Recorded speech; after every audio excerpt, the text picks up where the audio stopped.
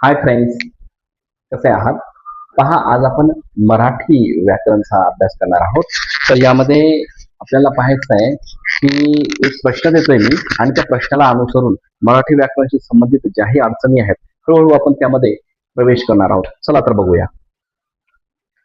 प्रश्न असा आहे की क्ष आणि ज्ञ. प्रश्न आहे क्ष आणि ज्ञ ही आहेत, ही काय आहेत बघा. ही महाप्राण आहेत, संयुक्त व्यंजने आहेत, स्पर्श व्यंजने आहेत की अनुनासिके आहेत. हे सर्व ऑप्शन दिलेले आहेत तुम्हाला. यापैकी कोणता ऑप्शन याच्याशी संबंधित आहे तर मला सांगा. आपण काय करूया, याचं डायरेक्ट उत्तर सांगण्याच्या ऐवजी प्रत्येक ऑप्शनला धरून मी त्याचं एक शंकेचं त्याचं निरसन करेन किंवा त्या प्रश्नाला अनुसरून तुम्हाला योग्य उत्तर देण्याचा प्रयत्न करतो. बघा, पहिला आहे महाप्राण. आता एक गोष्ट लक्षात ठेवा, प्रश्न आहे ऑप्शन आहे की महाप्राण. क्ष आणि ज्ञ ही काय आहेत तर महाप्राण आहेत का बघूया. पहा, नंबर 1 महाप्राण. महाप्राण कशाला म्हणायचं तर ज्या वर्णाच्या उच्चारणाच्या वेळामध्ये ज्या आपल्या गळ्यातील हवा निर्बाधपणे, म्हणजे कोणतीही बाधा न येता स्पष्टतः पूर्णतः हवा बाहेर येते, त्या वर्णाला महाप्राण वर्ण असं म्हणायचं.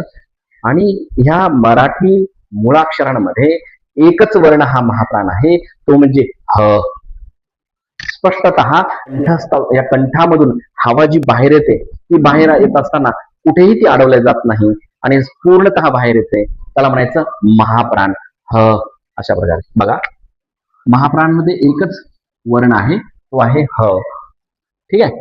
आता नंबर 2, दुसरा आपल्याला ऑप्शन आहे की संयुक्त व्यंजने आहेत का तर बघा, संयुक्त व्यंजन.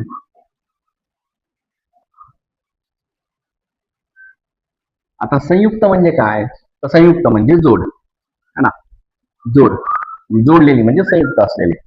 मग जोड दोन व्यंजन जेव्हा एकत्र येतात, दोन व्यंजन जेव्हा एकत्र येतात आणि त्यासोबतच एका स्वराची पण जोड असते, हे सर्व मिळून जोड अक्षर असतो किंवा याला संयुक्त अक्षर असं म्हणायचं. मग बघा, मी तुम्हाला सांगेन की हा क्ष जोड आहे का बघूया. हे पहा, हा क्ष आहे. हा जोड कसा आहे तर क्ष हा क आणि श असेच अ. क श अ क्ष क्ष क्ष अशा प्रकारे तयार झालेला आहे. म्हणून जेव्हा एखादं अक्षर हे म्हणजेच एखादा वर्ण हा एखादा अक्षर हे दोन वेगवेगळ्या प्रकारच्या वर्णाच्या एकत्रीकरणासोबतच दोन व्यंजनांचं एकत्रीकरण तसेच एक स्वर, शेवटी एक स्वर लागतो आणि मग ह्याच्यापासून तयार झाला एक अक्षर क्ष, आणि म्हणून हा जोड अक्षर आहे, म्हणजेच संयुक्त व्यंजन आहे. चला तर पुढे जाऊया. पुढचा आहे ज्ञ. हा पण जोड आहे का बघूया. तर ज्ञ हा जोड आहे का तर बघा कसा तयार झाला हे बघूया आपण. द न य आणि अ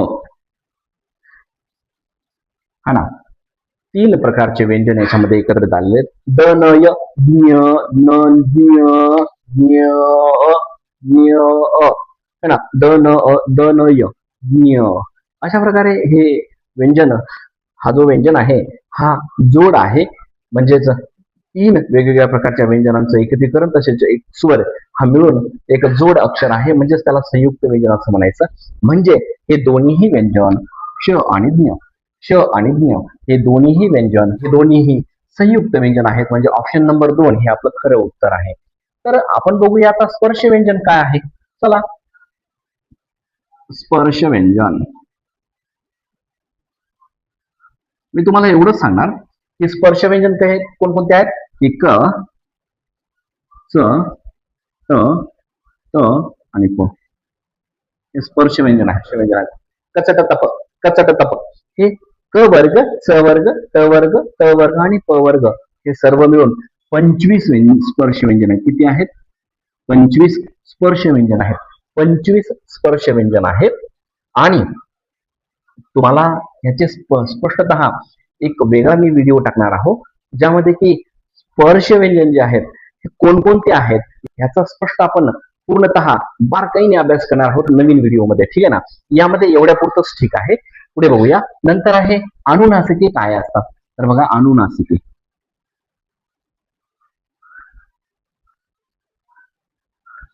अनुनासिके अनुनासिके म्हणजे नाकातनं आवाज येत असतो त्या व्यंजनाचा. बघा, न, न, म. तर अशा प्रकारे हा जो आवाज येतोय हा नाकातनं येतोय, म्हणून हे अनुनासिके आहेत. तर बघूया, हे जे म्हणजे हे जे मुळाक्षरे आहेत यामध्ये, तर मुळाक्षरांच्या 5व्या नंबरचा जो अक्षर आहे मुळाक्षरांमधील, तर तो 5व्या नंबरचा जो असतो तो अनुनासिक असतो. एक उदाहरण दाखवतो. तर बघा, जसं की क, ख, ग, घ, हे 5वं आहे. हे 2 आणि 2 4 झाले, हे 5वं आहे. हा जो 5वा आहे, हा 5वा, हा आहे अनुनासिक. त्याला न असं म्हणायचं, न, है ना. तर बघा, अशा प्रकारे प्रत्येक प्रत्येक वर्ग, क वर्ग, च वर्ग, ट वर्ग, त वर्ग आणि क वर्ग, तर प्रत्येक वर्गातील 4 अक्षरे सोडले तर 5वं अक्षर जे असतं तो म्हणजे अनुनासिक असतं. तर न, न आणि म किती आहेत अनुनासिके? 5 आहेत. 1 2 3 4 आणि 5 म्हणजे अनुनासिके किती झाली सर्व? 5 अनुनासिके आहेत. लक्षात घ्यायचंय तुम्ही. न, न, ण, न, म. कसं वाचायचं बघा.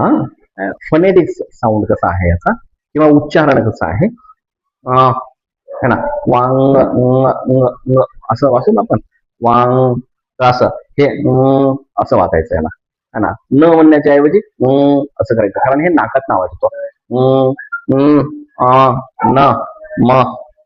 अशा प्रकारे बघा, परत एक वेळेस, न, न, म. तर हे सर्व अनुनासिक आहेत.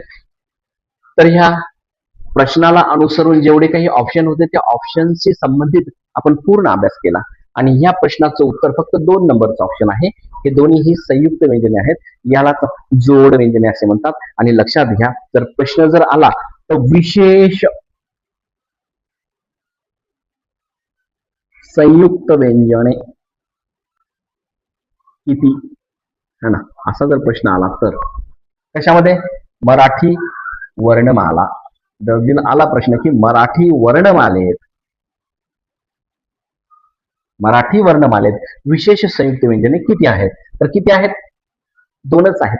विशेष क्ष आणि ज्ञ हे विशेष संयुक्त व्यंजने आहेत.